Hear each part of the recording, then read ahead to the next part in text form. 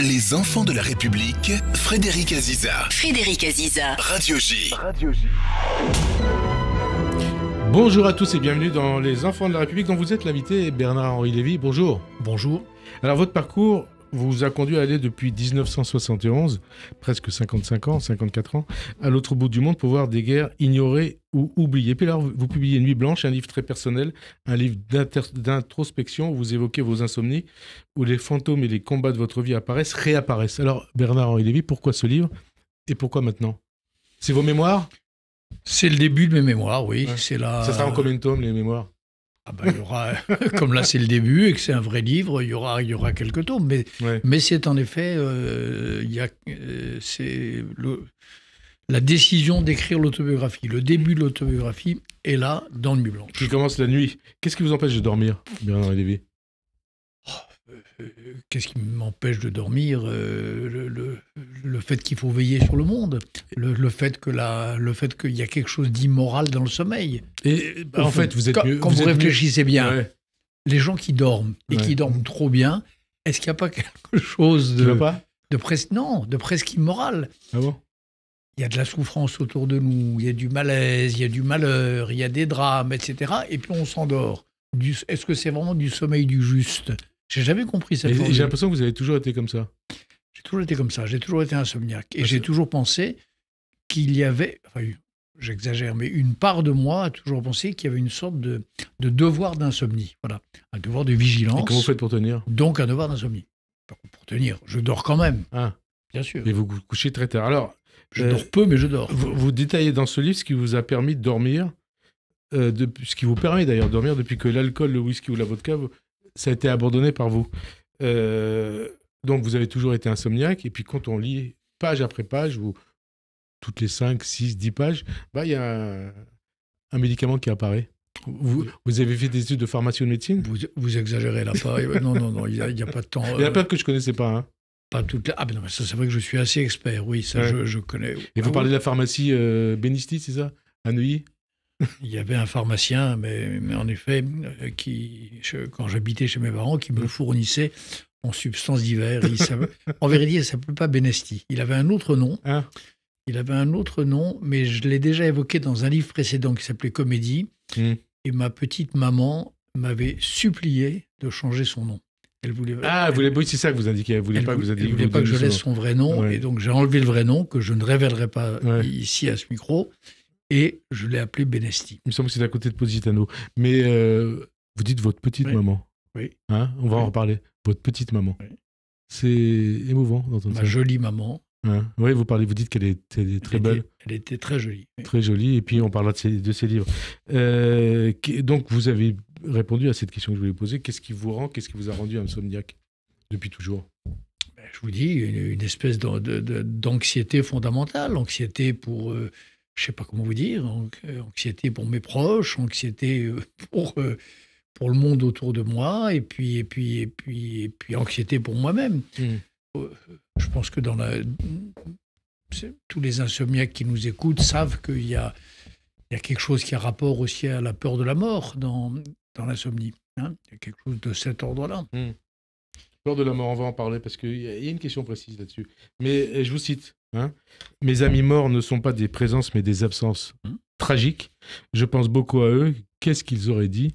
Je n'ai aucune réponse et je prends garde à ne pas les faire parler. Alors, qui vous manque? Qu'est-ce qui vous manque aujourd'hui? Il y en a beaucoup, hein? Il y en a beaucoup, voilà, et ils sont évoqués dans le livre. C'est aussi bien...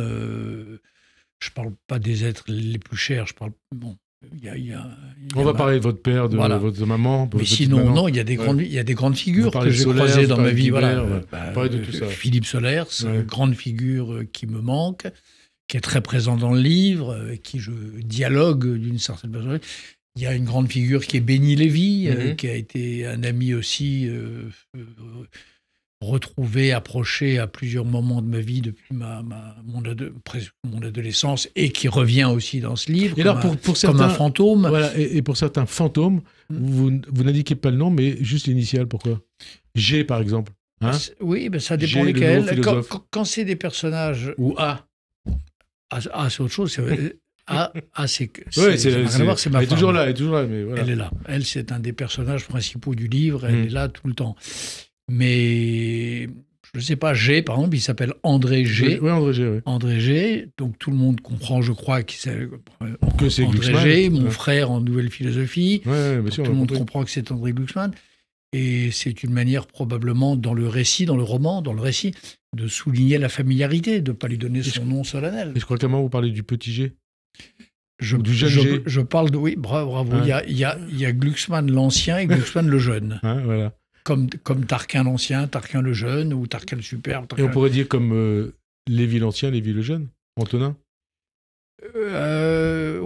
Vous parlez, c'est d'ailleurs très précis sur je lui. Le cite, mais vous citez même sa circoncision. Mais mon fils, oui, exact. Mais mon fils, dans sa circonscription à lui, est grand. Il est grand. Il ne fait pas du tout la même chose que moi. C'est un grand avocat. C'est un grand avocat et je crois qu'il est un des ténors vraiment du barreau aujourd'hui. Oui, les auditeurs vont comprendre que c'est un livre très personnel.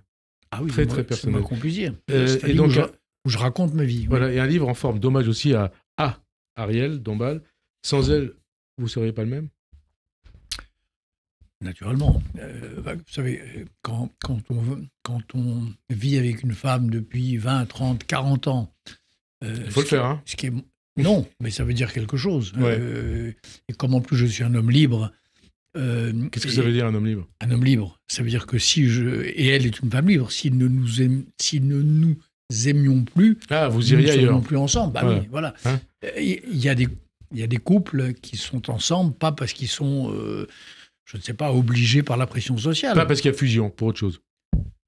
Parce qu'il y a, si, peut-être fusion, mais pas l'habitude, pas la pression sociale, mais vraiment l'amour. Alors, vous êtes en face de moi, hein, on voit des images, d'ailleurs, sur le site de Radio J, et comme d'habitude, vous avez 7 chemises blanches, avec ce col très particulier, et cette veste noire. Et vous êtes tout le temps habillé comme ça. Vous le dites dans le livre. Pourquoi? Je dis dans le livre que c'est un costume de rabbin. Mais vous avez un qualificatif à rabbin. Je dis deux choses. D'abord, je dis trois choses. D'abord qu'il n'y a rien de plus simple, premièrement. Chemise blanche, une veste noire, rien de plus. Deuxièmement, il n'y a rien de plus simple pour un juif, puisque, encore une fois, c'est ainsi que sont vêtus les rabbins. Et je dis troisièmement que je n'ai jamais très bien compris pourquoi les gens en faisaient une telle histoire, honnêtement. Parce que ça fait... vous savez très bien pourquoi ils font une telle histoire, parce qu'ils disent, même sur les champs de bataille, il a sa chemise blanche et sa veste noire. Oui, mais quand il n'y avait pas encore de champs de bataille, déjà, on disait BHL et son éternelle chemise blanche. Et même, je raconte ça dans le livre, j'évoque cet épisode il y a très très très longtemps dans ma jeunesse, où justement, comme j'en avais marre, je vais chez Bernard Pivot à la télévision avec un t-shirt noir et le lendemain, j'ouvre le journal et je vois un article BHL et son éternelle chemise blanche. Voilà. Alors, ça, c'était juste anecdotique, mais dans ce livre, la présence, l'évocation de votre maman, votre petite maman, de votre père, de votre frère Philippe, dont vous parlez douloureusement pour la première fois, et de votre sœur Véronique, sœur d'ailleurs, devenue catholique. La famille, ça représente quoi pour vous? Et est-ce que la transmission, c'est essentiel pour vous, Bernard-Henri Lévy? La transmission, c'est essentiel, oui, absolument. Pour le juif que vous êtes, sans doute. Pour le rabbin que vous êtes. Pour l'homme que je suis d'abord, et pour le juif que je suis aussi. Une vie réussie, une vie de juif réussie, c'est une vie où la transmission s'est faite. Voilà. Et j'ai un fils et j'ai une fille. Et dans les deux cas, j'ai le sentiment que la transmission s'est faite. Et vous avez des petits-enfants aussi? Et j'ai des petits-enfants. Et la transmission? La transmission, on verra, ils sont encore petits, mais pour les aînés en tout cas, dont je suis très fier, qui apparaissent dans le récit, notamment une de mes petites filles, oui, elle chemine sur la même route, clairement. Vous avez combien de petits-enfants? Ils sont nombreux. Ils sont nombreux? Ah oui. Ça fait mignon. J'ai 6 petits-enfants. 6 petits-enfants. J'ai 6 petits-enfants. Et l'aîné de ces 6 petits-enfants, qui est une jeune fille, très brillante cagneuse, me fait dire que la transmission s'opère au-delà de la première génération. Elle est dans la lignée. Oui, Elle est dans la lignée. Je crois. Alors, votre père, c'est à la fois la France libre et la participation à l'aventure des brigades internationales en Espagne. Sans votre père, sans les leçons, les paroles de votre père, est-ce que vous serez sans doute pas le même Bernard-Henri Lévy qu'on connaît? Et l'ombre de votre père, elle est en vous? Évidemment, comme tout le monde, la différence peut-être, c'est que je l'assume. La différence avec beaucoup, c'est que je l'assume, je le pense et je sais exactement ce qui, en moi, vit de mon père. Voilà, c'est pas juste une idée vague. Et c'est quoi alors? Parce que c'était aussi un industriel, votre père. Oui, c'était aussi industriel, mais c'était pas ce qu'il avait de plus fondamental. Ce qui est Mmh. fondamental, c'était ses valeurs, c'était ses engagements, c'était son sens de la grandeur, c'était sa souveraineté personnelle, qui s'exerçait aussi bien sûr dans son métier, mais qui allait bien au-delà. Et de tout ce que je viens de vous dire, je me sens tributaire et je me sens endetté. Qu'est-ce qu'il vous disait des brigades internationales? 38 Barcelone, 1938. Très peu de Barcelone. choses, parce que comme tous les gens, comme tous les héros, comme tous les gens qui ont fait des choses héroïques, il en parlait très peu. Donc je l'ai recomposé, tout ce qu'il a fait, je l'ai recomposé un peu avec lui, beaucoup sans lui, et même parfois il en était agacé, quoi. Il ne voulait pas m'encombrer de sa mémoire. Voilà. Il voulait pas vous encombrer de sa mémoire. Et puis, c'était votre père. Il aimait pas que d'autres vous imposent des choses, comme son frère. Hein, et les bains, il me semble. C'est ça. Il y a en effet cet épisode que je raconte dans le livre. Il avait un frère aîné qui était vraiment le contraire de lui. Ah oui, j'ai vu ça. Qui était Pas tout à fait les mêmes valeurs. Voilà, pas les mêmes valeurs du tout. Et qui voulait, quand j'étais adolescent, qui voulait que je fréquente les milieux huppés de Neuilly, Les rallyes, hein. Les sortes de rallyes, qui voulait que je porte un smoking dans je ne sais quelle circonstance. Et mon père était mais radicalement... Il disait rien devant lui, vous le disiez après, hein, c'est ça? Il me le disait après, mais un jour il s'est fâché, oui. Hein? Et alors, donc son parcours, ses combats, ça vous a inspiré et vous les avez toujours en vous. Hein. Et puis il y a votre petite maman, ses livres, sa bibliothèque. Hein. Et c'est elle qui vous annonce la mort de votre papa quand vous êtes au Mexique. Là, il y a trop d'informations à la fois. Là, vous me tournez la tête. Là, ouais. Mais non, les livres, c'est important parce que même dans une grande bibliothèque, comme la mienne, j'ai une bibliothèque qui vit depuis 50 ans, depuis même plus 60 ans. J'ai beaucoup de livres. Elle a une base, elle a des piliers secrets, une grande bibliothèque. Et les piliers secrets de ma bibliothèque, c'est les livres de ma mère. Quand j'ai eu 15 ans, elle m'a donné sa bibliothèque de jeune fille. Alors, à l'époque, j'avais l'impression que c'était un grand nombre de livres. Et elle m'a donné peut-être 100 livres, mettons, ou 200 livres.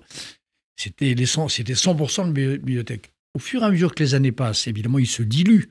Ces 100 livres ou ces 200 livres d'origine, ils sont maintenant dispersés dans la bibliothèque. Et néanmoins, il suffit que j'entre dans la pièce ou dans les pièces où sont mes livres. Et ça vous apparaît. Et je suis aimanté par la présence de ces livres, comme s'ils avaient une petite lumière phosphorescente. Les livres de ma mère, donc dispersés un peu partout, il y a une lumière secrète qui fait que je pourrais, même aveugle, même la nuit, je pourrais me diriger à tâtons vers eux. Parce que la lecture, c'est essentiel. Et aujourd'hui, on ne se rend pas compte. Ce n'est pas une valeur qui est dans la tête. Ah, dans la tête des Juifs, oui. Des gens. Pas seulement des Juifs. Il faut parler de tout le monde. Hein, oui, mais en tout cas. Les jeunes aujourd'hui, c'est plutôt les téléphones, les ordinateurs. Ça dépend. J'ai des jeunes camarades autour de moi, des jeunes normaliens. Mais tout le monde n'est pas normalien. Et non normaliens, mais je pense à Nathan Devers, je pense à votre fils, qui sont aussi liseurs, aussi amoureux des livres que nous pouvions l'être à leur âge. Donc je crois que c'est un cliché. C'est un cliché, en tout cas, c'est en perte de vitesse. En tout cas, c'est important, c'est essentiel. C'est peut-être en perte de vitesse, mais disons qu'il y a autant d'hommes livres et de femmes livres, de jeunes femmes et de jeunes hommes qui pensent que la vraie vie est dans les livres aujourd'hui que quand nous avions 20 ans. Il n'y en a pas moins. Alors, vos insomnies, on revient à vos insomnies, donc au centre du livre. Bah, il y a aussi le poids de l'âge, je suppose. La peur de l'après, la peur de la mort. Hein, parce que là, vous atteignez 75 ans. C'est un âge, pour vous, qui représente quelque chose. Oui, ça représente. Oui, mais ça, je le dis dans le livre aussi. Bah, c'est l'âge où. Enfin, je l'ai passé. Hein. Non, je l'ai passé. Oui, bien sûr, bien sûr. Mais c'est l'âge où ma mère et mon père sont morts, en effet. Ouais. Donc c'est une année. Voilà. Quand j'ai passé les 75 ans, c'est-à-dire il y a quelques mois, quand j'ai eu 76 ans, d'une certaine manière, j'ai eu un soupir de soulagement. Je me suis dit que j'avais passé le cap de toutes les tempêtes. De toutes les tempêtes. Et alors, c'est Philippe Solers qui vous dit, si tu es insomniaque, c'est parce que tu as vu trop d'horreur. Oui. Hein, c'est ça aussi. Il voit juste là. Je crois pas que ça soit justement. Je cite cela et j'écarte l'hypothèse. Je crois pas. Je crois que c'est trop facile de dire ça. Ouais. C'est vrai que j'ai vu des horreurs, mais je crois pas que c'est pour ça que je suis insomniaque. Non. Je suis insomniaque pour les raisons que je disais en commençant. Et alors, c'est toujours encore personnel, après on parlera du reste. Quand on vit, comme c'est votre cas depuis des années, des campagnes de haine, de menaces, de dénigrement, bah comment on vit ça? Parce que vous y faites allusion aussi dans le livre. J'y fais allusion, bien sûr, oui. Quand vous constatez cette haine dont vous êtes l'objet, cette haine, est-ce que ça vous empêche de dormir? Alors, je vais vous dire, non, ça ne m'empêche pas de dormir. Ça ne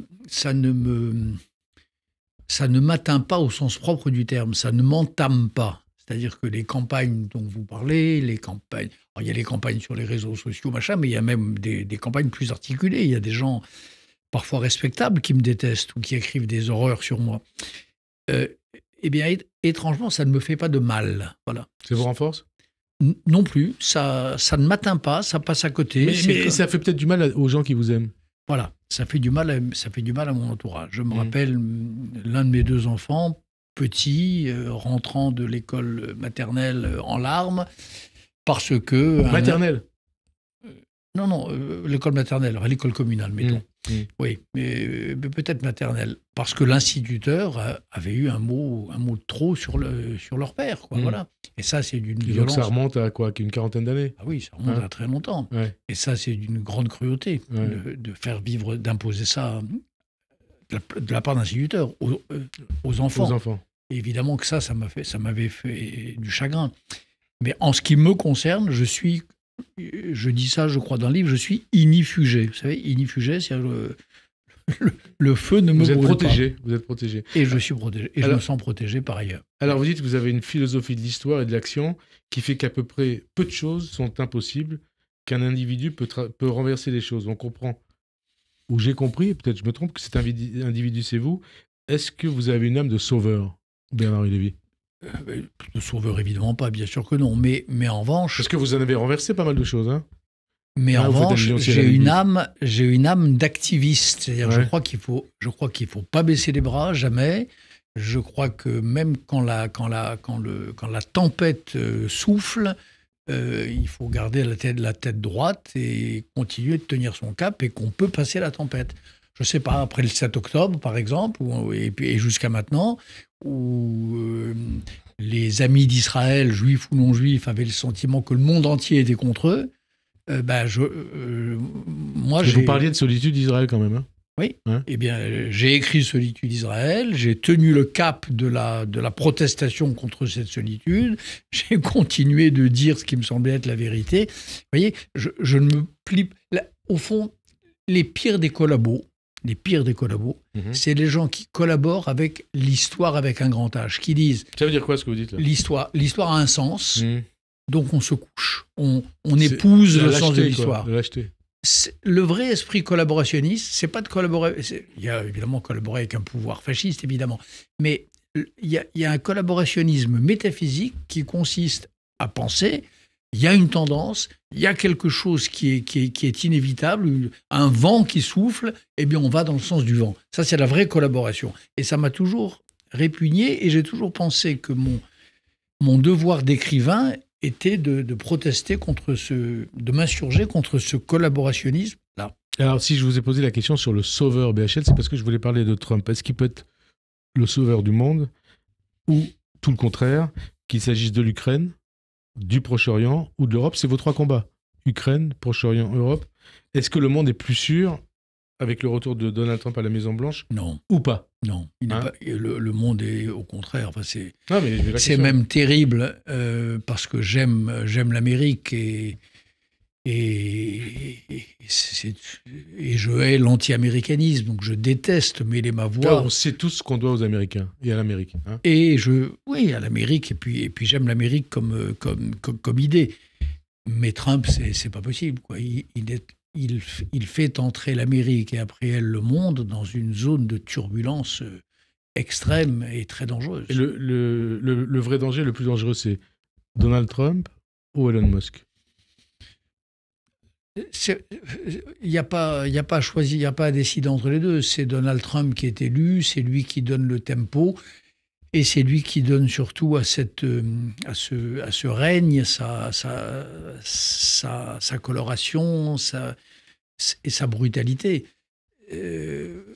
Comprenez, pour ce qui me concerne, je suis terriblement anxieux du tour que prend le monde. Cette espèce de brutalité généralisée, ce règne du tout est permis pour les autocrates, que ce soit Erdogan, que ce soit Poutine, que ce soit les autocrates du monde arabe. Enfin, on est entré depuis 10, 15 ou 20 ans. Des années. Et j'en parle depuis longtemps.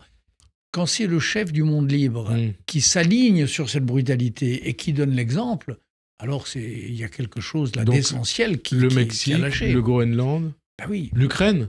Oui, hein? L'Ukraine, c'est encore autre chose. Mais il veut imposer la capitulation de l'Ukraine face à la Russie. Il veut imposer. On verra. J'en ai peur. Mais là, pour l'instant, il y a quelque chose qui est tangible, qui s'est passé ces derniers jours. C'est cette façon qu'il a de s'adresser à ses alliés, c'est-à-dire aux Européens, de les brutaliser, de leur dire le Groenland c'est comme ça et c'est à prendre ou à laisser. Il y a là vraiment quelque chose de tout à fait nouveau dans l'histoire de l'Occident. Et on reparlera du Proche-Orient parce qu'il y a aussi la vision Trump du Proche-Orient et son action éventuelle au Proche-Orient. Elon Musk, il fait campagne pour l'AfD en Allemagne. Qu'est-ce que vous inspire cette croisade de Musk en faveur de l'extrême droite, tout simplement? Là encore de l'inquiétude et du dégoût, parce que c'est au-delà de l'AfD. C'est Musk qui vous inspire de l'inquiétude et du dégoût, ou c'est sa façon de parler? C'est sa façon de dire, par exemple, que l'Allemagne doit en finir avec la mémoire. En gros, avec la repentance. Avec la repentance, que le passé est passé, que tout ça est de la vieille histoire. Qu'est-ce que vous voulez? Je me suis battu... Donc c'est ce que disaient les leaders de l'AfD. Hein. Il faut préciser aux auditeurs ce qu'est l'AfD. C'est même pas un parti d'extrême droite, c'est un parti néo-nazi. C'est un parti d'extrême droite nostalgique du nazisme, en effet. Et c'est un parti politique important qui prétend trancher une fois pour toutes dans ce qu'on a appelé le débat des historiens en Allemagne, c'est-à-dire est-ce que la blessure d'Auschwitz est une blessure qui saignera jusqu'à la fin des temps ou est-ce que c'est une blessure qui doit être refermée c'est une querelle qui divise l'Allemagne depuis 20 ou 30 ans. Jusqu'à présent, elle avait été arbitrée dans le bon sens, c'est-à-dire que il y avait, sans parler de responsabilité des rejetés sur les fils, ainsi de suite, mais il y avait le sentiment en Allemagne que cette plaie-là était ouverte. Et ce sentiment était bon. C'était un sentiment qui faisait rempart. Et puis cette semaine, qu'est-ce qui s'est passé ? Arrive Musk qui dit aux Allemands, vous n'avez plus de complexe à avoir, vous n'avez plus de honte à ressentir, là, vous pouvez tourner la page. C'est une régression épouvantable. Et puis, qu'est-ce qui s'est passé cette semaine ? C'est donc à moins d'un mois des élections allemandes, donc c'est le 26 février, si je ne me trompe pas, l'AfD, le parti donc d'extrême droite néo-nazi, a voté 2 résolutions parlementaires de Friedrich Merz, le patron de la CDU, 2 résolutions anti-immigration visant notamment à rétablir de manière permanente les contrôles aux frontières. Les autres partis ont voté contre. Qu'est-ce que ça vous inspire ? Est-ce que ça veut dire que l'Europe des pères fondateurs est en danger ? Ça veut dire que la ligne Musk a gagné, qu'il a fait ce qu'il voulait, c'est-à-dire contribuer à à remodeler le paysage politique allemand et européen. Ça veut dire que l'Europe est peut-être, je dis ça avec crainte et tremblement, en train de voler en éclats. Et ça veut dire que l'Europe des pères fondateurs ou l'Europe ça veut dire que les valeurs sur lesquelles l'Europe s'était fondée, ces valeurs-là sont en train de s'effriter, voire de s'effondrer. On est dans un moment terrible et personne ne peut... Il n'y aura pas de gagnant à ce jeu-là. Et l'Europe, que peut faire l'Europe ? Est-ce que d'autres pays, éventuellement la France, peuvent rétablir la situation ? Est-ce que c'est l'heure de la France ? C'est l'heure de qui voudra reprendre le sceptre. C'est l'heure de qui aura la belle audace historique de reprendre le flambeau. Mais en effet, c'est l'urgence. Alors, le flambeau que vous avez repris il y a 16 mois, enfin, vous ne l'aviez jamais perdu, c'est le flambeau d'Israël. Hein. Vous avez publié l'an dernier un livre particulièrement émouvant, Solitude d'Israël. Est-ce que ça aussi, ça vous empêche de dormir ? Ce qui s'est passé depuis le 7 octobre. Vous savez, moi, je suis l'un des premiers non-israéliens à être entré à Kfar Aza. Je le rappelle dans ce livre. Et les images de ce que j'ai vu cet après-midi-là à Kfar Aza, je vis avec depuis. Il n'y a pas un jour où je n'y pense pas. Il n'y a pas une nuit où ça ne me hante pas. Les fantômes de Kfar Aza, ils peuplent ma vie depuis le 10 ou le 11 octobre de 2023, bien sûr. Et est-ce que vous pensez, puisqu'on a vu ce qu'a décidé d'ailleurs déjà Trump, les décisions qu'il a prises, les demandes qu'il fait, est-ce que vous comptez sur Trump pour régler le problème, pour régler la situation ? Est-ce que ce qu'il fait, ce qu'il envisage au Proche-Orient, ça va dans le bon sens ? Pour l'instant, je compte le problème. D'abord, le problème ne sera jamais réglé, c'est-à-dire que les morts sont morts, les otages... Et l'après, on parle de l'après. Attendez, non mais les otages, même libérés, porteront la blessure de leur captivité jusqu'à la fin de leur jour. Et on le voit dans leurs yeux lorsqu'ils sortent des tunnels sous les ourvaries et sous les huées de la foule palestinienne. Et on voit bien qu'il y a quelque chose en eux de cassé. Donc ce problème-là, personne ne le fixera, comme disent les Américains. We'll fix it. Non, ça, personne ne le fixera. Après, le remodelage de la région, la pacification de la région, je compte pour l'instant, et j'ai eu raison, sur une force qui est l'armée d'Israël. Alors, c'est l'armée d'Israël qui fait que le Liban est décolonisé, qui fait que le Hamas est vaincu, qui fait que... que Assad est tombé, sans doute, aussi. Et qui fait que Bachar al-Assad, immense meurtrier... et que l'Iran est en mauvaise posture. Et que l'impérialisme iranien est terriblement affaibli. Et si je vous parlais tout ça, on le doit ni à Trump, ni à un autre, on le doit vraiment à Tzahal. Donc restera, entre guillemets, réglé le problème iranien, on va voir comment ça va se passer. Est-ce que le Proche-Orient peut vivre dans la paix avec une bombe atomique iranienne ? Non. Ni le Proche-Orient, ni le monde ne peuvent accepter un Iran nucléarisé. C'est pas possible, ça. Donc on va voir comment il faut régler le problème. Comment se réglera le problème ? C'est pas il faut, comment se réglera le problème ? On ne peut pas imaginer un Iran dirigé par des fous de Dieu et doté de l'arme nucléaire. Voilà. Alors, on avance, et je cite un autre passage de ce livre, Nuit blanche. Je sais pas, c'est peut-être une réflexion de la nuit d'ailleurs. Vous avez décrit une armée israélienne exemplaire, notamment dans le précédent livre, ce qui vous a valu les pires attaques. Les pires attaques. Et vous écrivez dans ce livre que la mort des enfants palestiniens, ça vous empêche de dormir. Je vous cite. Bien sûr que je m'en soucie, et bien sûr qu'ils me travaillent, me hantent, et pour tout dire, mais ça leur ferait trop plaisir, m'empêche en effet de dormir. Oui. Et c'est la version, puisqu'il y a la version BH jour et BH nuit. Ça, c'est la version BH nuit ou c'est la version BH tout court ? Non, en tout cas, vous y pensez la nuit. C'est le BH de la nuit, bien sûr, j'ai passé ma vie à tenter de défendre les innocents. J'ai passé ma vie à à dire que la mort d'un enfant est la tragédie absolue, donc je ne change pas d'avis. Et donc Gaza, pareil. Les enfants de Gaza, oui, les enfants de Gaza, leur mort est quelque chose de terrible. Et il faut être un salaud pour C'est ce que vous écrivez, je crois, dans le livre. Ou un barbare, voilà, pour ne pas être ému, pour ne pas être bouleversé. Ça, c'est une réponse à tous ceux qui disent BHL est un salaud. Hein? Oh bah, je ne sais pas si ils disent même sioniste, génocidaire. Oui, génocidaire, salaud, mais c'est même pas une réponse. C'est ce que vous avez en vous. Voilà. Je ne réponds en général à personne. Enfin, je réponds dans les débats philosophiques, que je suis toujours là.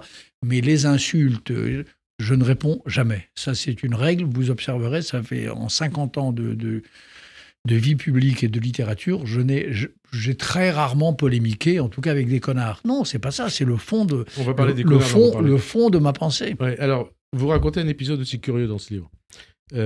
C'est une rencontre avec Netanyahou. Benjamin Netanyahou, pardon, qui vous propose, parce que vous avez à peu près le même âge, de vous faire poser le même pacemaker que lui, issu de la haute technologie israélienne. J'ai appris d'ailleurs qu'il y avait des pacemakers provenant de la haute technologie israélienne. Enfin, je m'en doutais un peu. Et il vous dit quoi, Bernard Lévy? En effet, c'est quelques mois après le 7 octobre. J'ai toujours eu des relations cordiales avec Netanyahou, même si je suis le plus souvent en désaccord avec lui.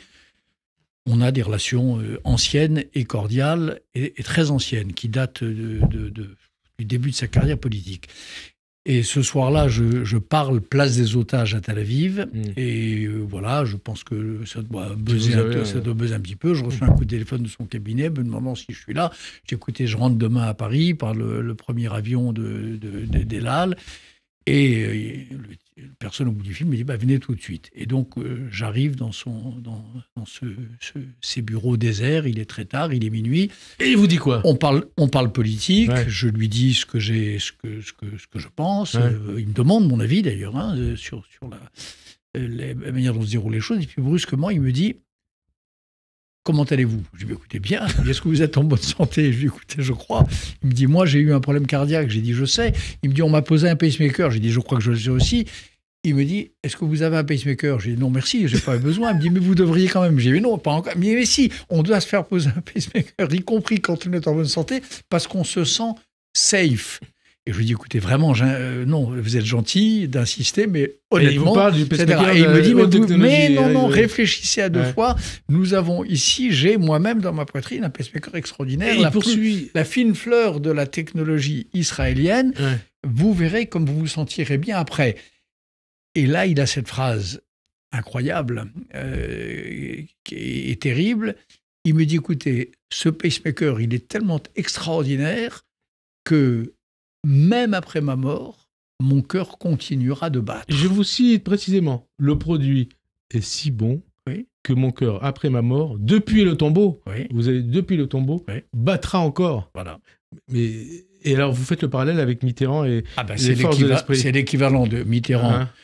Quelques mois ça vous a surpris, avant de quitter le pouvoir, enfin quelques jours même, dans ses derniers vœux aux Français, où Mitterrand dit « Je crois aux forces de l'esprit et où que je sois demain, je continuerai d'être avec vous ». Il est mort un an après. Mais bon... Mais il a quitté le pouvoir quelques semaines après. Mais ça vous a effrayé?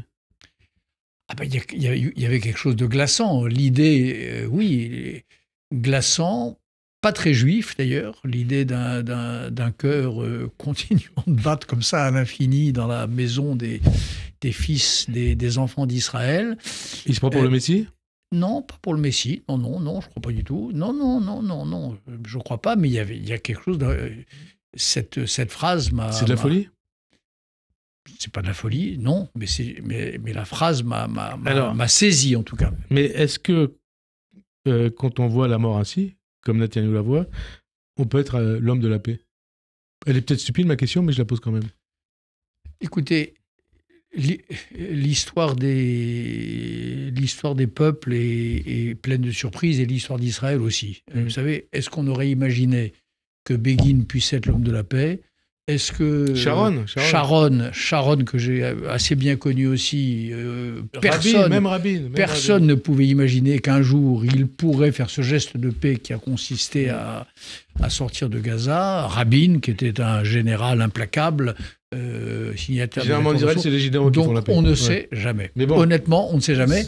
Netanyahou, Dieu sait que avant le 7 octobre, j'étais quand j'étais en Israël, dans les manifestations du samedi contre la réforme judiciaire. Tout ça, si j'étais israélien, je serais dans le camp de ses opposants. Mais je suis obligé d'admettre que cette guerre, sur les 7 fronts où il la mène, il l'a pas si mal menée. Après on passera à un autre sujet, mais est-ce que vous croyez, est-ce qu'il est possible encore, avec les mêmes dirigeants côté israélien et côté palestinien, d'aboutir à la paix? Côté palestinien, non. Ouais. Côté israélien, ouais. Côté israélien, oui, bien sûr. Ouais. Côté israélien, donc c'est la question de Netanyahou. Les dirigeants... Il n'y a pas de parallèle entre mais c'est une question. Est-ce qu'il faut changer la donne ou pas? Mais il faut... Non, attendez. Il n'y a pas de paix possible avec les dirigeants palestiniens et en Israël, il y a des élections. Et en Israël, il y a des élections. Israël, c'est autre chose. Israël, il y a des élections, il y a des majorités, il y a des trucs, il y a un parlement, il y a une Knesset, il y a une démocratie exemplaire. Donc ça n'a rien à voir. On avance. 80 ans après la libération d'Auschwitz, c'était lundi 27 janvier. Est-ce que c'est toujours la Shoah qui peuple vos nuits, Bernard-Henri Lévy? En partie. Évidemment. Moi, je fais partie contrairement à Elon Musk, je fais partie de ceux qui pensent que le passé ne passe pas. Et d'ailleurs, vous avez fais partie de ceux qui pensent, comme je vous le disais tout à l'heure, qu'il y a des plaies qui ne doivent pas se refermer. Et bien justement, la plaie antisémite, elle se rouvre. Vous parlez de plaie. L'antisémitisme, vous avez eu cette expression, elle renaît de nos cendres. L'antisémitisme prospère. Et vous dites, l'antisémitisme est en train d'incendier nos âmes. Nos âmes, pas les nôtres, enfin les âmes de certains. Oui. Nos âmes, enfin au sein des nations. Qu'est-ce que ça veut dire? Ça veut dire justement que peut-être parce que certains veulent refermer les portes du passé et les portes de l'enfer, un antisémitisme décomplexé revient. Regardez, on parlait de l'Allemagne, mais regardez la France, la France insoumise, Rima Hassan, Mélenchon, tous ces députés insoumis.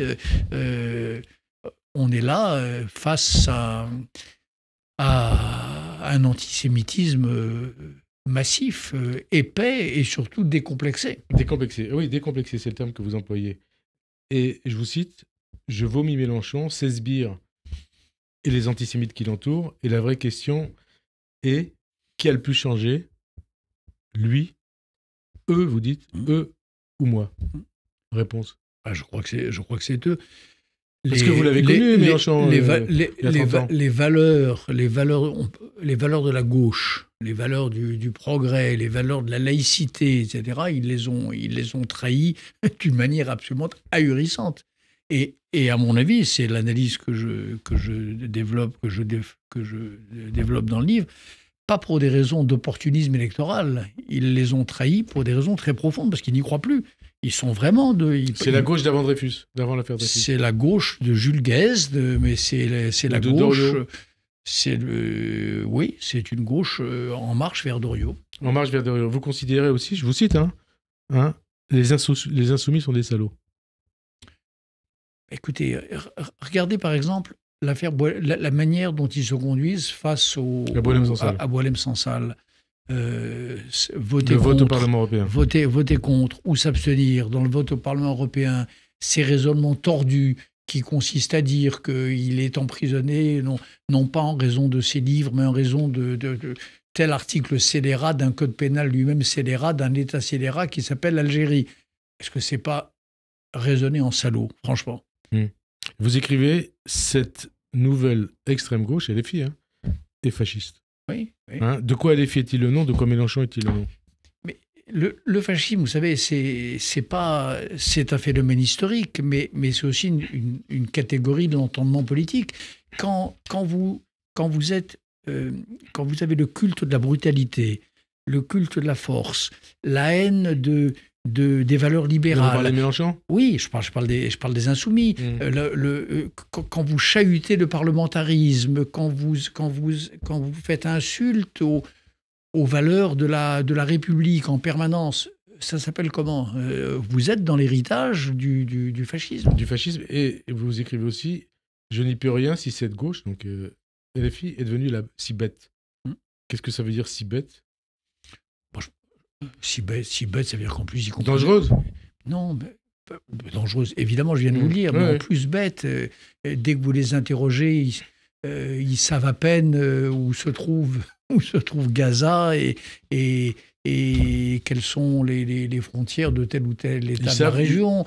Rappelez-vous, Madame Soudet, ce rire idiot. Le 8 octobre. Hein, oui, ce rire idiot qu'elle a eu et qui a été sa réaction à l'une des pires atrocités du 7 octobre. Est-ce que c'est pas de la bêtise, ça ? Ce rire-là, voilà, prenons cet exemple-là. Est-ce que c'est pas un symptôme de bêtise ? Il y en a beaucoup d'idiots utiles chez la France Insoumise. Mais pas, oui, d'idiots utiles, je ne suis même pas sûr qu'ils soient très utiles, mais il y a les deux. Ce sont des gens qui sont irresponsables, qui sont cruels, qui sont fidèles, qui sont dans un lignage horrible, mais qui en plus sont très bêtes. Alors, et pardonnez-moi, mais j'ai connu des époques où l'extrême gauche, ça je le dis aussi, où l'extrême gauche, elle commettait de grandes erreurs. Mais enfin, elle avait une autre allure intellectuelle tout de même. Il y avait l'extrême gauche des années, à l'époque de 1968, c'était un peu une aristocratie de l'esprit. Là, on n'est pas dans l'aristocratie de l'esprit. Vous parlez de vous, là ? Non, je ne parle pas de moi, je parle de mon ami André Glucksmann, je parle de Benny Lévy, vous citez aussi Philippe le futur secrétaire de Sartre. Ouais. Et alors, qu'est-ce qui est le plus dangereux aujourd'hui pour la démocratie, pour la France, pour le vivre ensemble et pour les Juifs ? C'est Jean-Marie Le Pen et les filles ou c'est Marine Le Pen et le Rassemblement national ?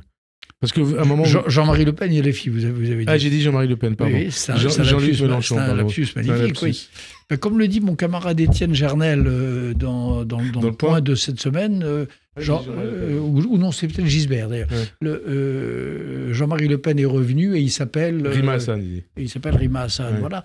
Donc on est dans un moment de telle confusion des valeurs, mais vous savez, c'est le propre d'ailleurs, c'est comme dans les années 30. Hein. Dans les années 30, l'extrême gauche et l'extrême droite échangeaient leurs discours, échangeaient leurs emblèmes, etc. Et justement, on est revenu dans une situation de même sorte. Je cite un passage du livre, une autre citation de BHL, je ne sais pas si c'est BHL la nuit ou BHL le jour. « Ça me dégoûte ce qui se passe dans mon pays. 5 accords suffisent, dit une croyance toltèque, pour détacher l'âme d'un corps. 5 lettres ici suffisent, celles de LFI et du RN. Et c'est l'âme de la France qui se détache. Oui. » Traduction. Traduction. La France a une âme. Cette âme est grande et elle ne s'incarne ni dans le RN ni dans LFI. Vous avez là deux partis. Attendez. Vous avez là deux partis qui, pour des raisons différentes, insultent la grande idée qu'est l'idée de la France. Rapidement. Le Pen, Mélenchon, second tour, la présidentielle, qu'est-ce que vous faites ? Mais ça n'arrivera pas. Et je me refuse à envisager cette hypothèse. Et entrer dans cette discussion, entrer dans ce débat, c'est déjà une erreur parce que c'est déjà le favori. Il y en a qui sont entrés dans ce débat, notamment Serge Klarsfeld. Mais bon, on passe à autre chose, parce qu'on arrive à la fin de l'émission. On lit dans ce livre que vous échangez par télégramme, donc la messagerie télégramme, avec Emmanuel Macron. Que s'écrivent deux insomniaques la nuit ? Je le dis pas dans le livre. Je veux pas le dire à votre Vous échangez des secrets ou pas ? Non. Enfin, non. Je ne suis dépositaire d'aucun secret et voilà. Mais non, des idées, pas des secrets. Et vous êtes toujours macroniste parce que vous avez voté Emmanuel Macron en 2017 et en 2022. Est-ce que vous êtes un déçu du macronisme ou pas ? Je ne regrette pas d'avoir voté pour Macron ni en 2017 ni en 2022. Je vais vous dire ça. Et depuis 2022 ? Mais je ne regrette pas d'avoir voté pour lui. Ouais. Est-ce qu'il est à la hauteur de l'histoire, Macron ? La démocratie, c'est pas le règne du souverain bien, c'est le règne du moindre mal. Quand je regarde le paysage politique dévasté d'aujourd'hui et quand je regarde les perspectives qui nous sont offertes pour la prochaine élection, honnêtement, je me dis que c'est bien qu'on ait Macron aujourd'hui. Voilà. Pourquoi ? Parce qu'il fait rempart. Il fait rempart. Rempart contre qui? Et pourquoi? Il fait rempart à ceux que nous venons de citer et qui se ressemblent comme des jumeaux. Le Pen et Mélenchon. RN, LFI, oui. Voilà. Ou bien des femmes et des hommes politiques qui ne me semblent pas animés par le souci du bien public, qui sont animés par des intérêts de boutique, par des plats de lentilles électoraux, par la volonté de sauver leur siège. C'est quand même ça, la vie politique française. Entre autres, oui, mais je parle de toutes les discutailleries auxquelles on assiste depuis 1 an ou 1 an et demi, et y compris ces jours-ci autour du budget, où on a vraiment l'impression qu'un grand nombre de personnages politiques ont plus le souci de leur réélection que le souci de C'est ce qui vous fait dire que Mélenchon est un salaud. Si je dis que le Mélenchon est un salaud, c'est pour une autre raison, c'est parce qu'il est devenu, aujourd'hui, il a noué des liens avec la mémoire antisémite française. C'est pour ça que c'est un salaud. Mitterrand, Sarkozy, Hollande, Macron, quelque part, est-ce que vous n'êtes pas attiré par les ors du pouvoir? Et est-ce juste de dire que vous êtes narcissique? On vous dit ça souvent. Écoutez, mais les ors du pouvoir, ça vous attire ou pas? Les ors du pouvoir, s'ils m'attiraient, je le saurais. Et non, je n'ai pas de... Je n'ai pas de décoration, je ne me suis jamais présenté. Oui, je ne me suis jamais présenté à l'Académie française. Je ne participe, sauf une fois, au Maroc, jamais à des voyages officiels sous quelque président de la République que ce soit. Honnêtement, le pouvoir ne me fascine pas. On arrive à la fin de l'émission. On va rallonger un peu de 2 minutes l'émission. Vous citez, en fin de livre, Stéphane Zweig. Et son livre qui date de 1914, Le monde sans sommeil. Plus longs les jours, dit-il, plus longues les nuits.